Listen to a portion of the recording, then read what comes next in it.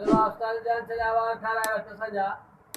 करे छा तो सु बोला तू बिचोरे तो वार ठाणी दादी के नहीं दादी वावली मोंडरा आयो आयो आयो आयो क्या आयो खीर वालो आयो ना सही वालो खीर वालो छा ठाया बच्चा छा ठाया ॿुधाए वार खा कडारी की मशीन है बाबा ऊपर वाली पुतराड़ी मिशन है अल्लाह माफ करे अती भी ये सब छबे जेड़ो मुंह पता वाला छवा पुलिस के दाओ मोची ते आयो ना अल्लाह खैर करो शुरुआत पर जो और निकल जा ना दाढ़ी जो सैंपल दे दो हदारी से मरे बात में ना ये अंदाजो थी दो मुंह जेड़े अंदाजो हुंदा जेड़े तरीके जो मुंह दो दाढ़ी ओड़े तरीके ठाइना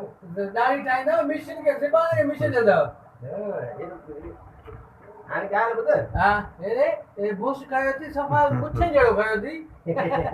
असल वेरी साहब गटर साफ करना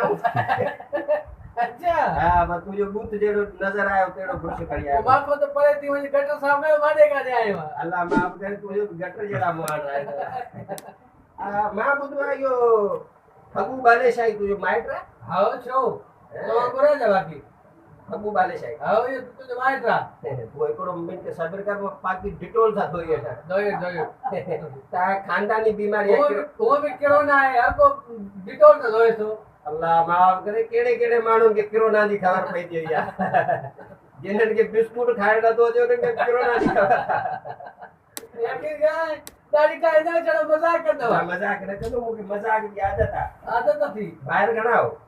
जो तुझे कम ना ये मिसाल यार ए मेरे आयो तो का दाढ़ी का आयो असल में छा मुके टुकुर हिते जो आ सावारी रग ते भी अची न बाहर ने फोन करे छ मोयम तो को सही ना मारी दवा चावल आयो ये तो इत्तेफाक है ना बा ड्राइवर को गाड़ी खामे में गिरी पौंदी है हां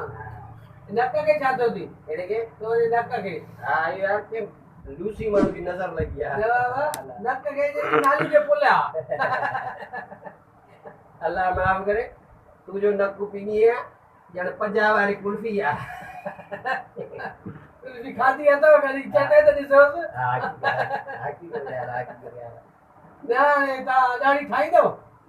यार आने तो बूथ परते कर मुको ये जो ये टेकर तो बोल ना साइड वाला चोरा असल में टेक जे को आना सा अबे सारी नाम छबो ना इने सब आता सही कने जितो आता छबे मांडरा अल्लाह माफ करे मरी कर छबे जेड़ा मांडरा पूजा होशियारी हट जाने हां तो खैर वो भी फरी गणे के बुरशा ऐसा आंदा दी आइए आंदा है ना ना दाढ़ी तो खाए वार तो खाए तो वारे के पानी हण ए छ ए पाउडर ने दो पानी यार क्यूटी छाती असल में इने में जो पाउडर है ये तो यार तुम्हारी पानी था जे कर तुझी मुंडी तो तुम सजा वार चट वार चट जरूरत है ना वार चाहे ये तो लखो तो माने वो भी लखो तो कि असा बिशनी गिरा के ठाई ना उठी बड़े चमड़े मान रा सेलू ना आलवा तो नकरी दिल चाहती तो के कुत्ते वाली कुत्तियां ले लूं दे चंपलन सा अल्लाह माफ करे सुबह दा एड़ो गिरा के आया यार इस्लाम कबूल न क्यों थी ओड जो ओडा